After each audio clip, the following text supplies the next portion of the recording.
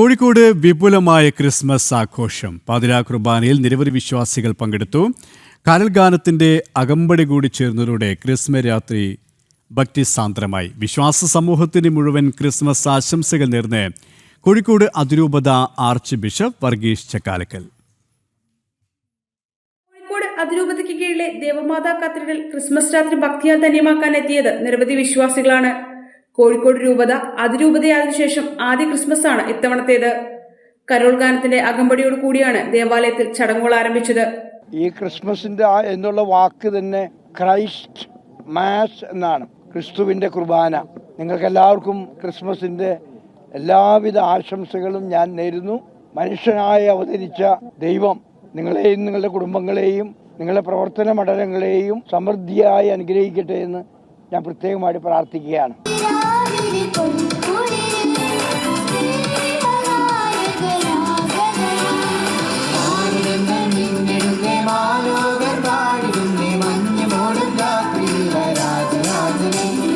തുടർന്ന് നടന്ന തിരുപ്പിറവി ദിവ്യബലിക്ക് അതിരൂപത ആർച്ച് ബിഷപ്പ് വർഗീസ് ചക്കാലക്കൽ മെത്രാപ്പോലീത്ത മുഖ്യ കാർമ്മികത്വം വഹിച്ചു.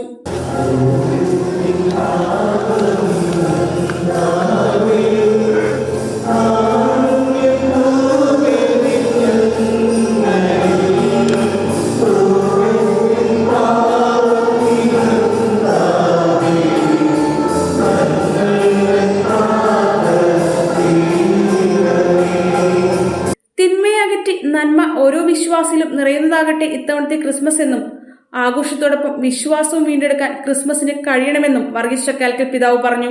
നിങ്ങളുടെ ജീവിതം ക്രിസ്മസിന്റെ സന്ദേശം കൊണ്ട് നിറയട്ടെ എന്ന് പ്രത്യേകമായി പ്രാർത്ഥിക്കുകയാണ്.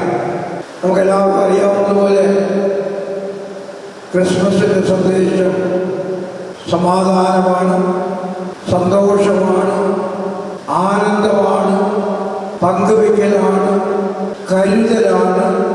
ഇവയൊക്കെ നമ്മുടെ ജീവിതത്തിനും നമുക്ക് ചുറ്റുപാടുകളിലും ഉണ്ടാകുന്നതിന് വേണ്ടി അങ്ങനെ ദൈവത്തിൻ്റെ പ്രകാശം എല്ലായിടത്തും വ്യാപിക്കുന്നതിന് വേണ്ടി നമുക്ക് പ്രത്യേകമായി പ്രാർത്ഥിക്കാം.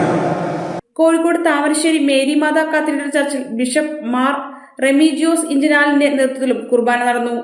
ജനം, കോഴിക്കോട്.